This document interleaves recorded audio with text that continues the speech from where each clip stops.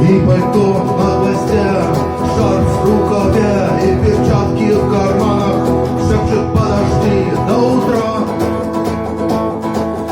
до утра. Но странный стук зовет дорогу.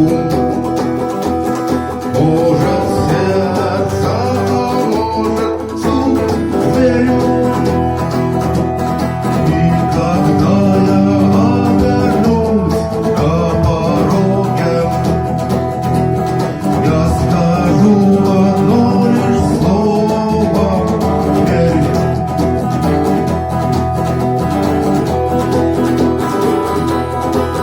И опять на вокзал, и опять к поездам, и опять проводник выдаст белье и чай.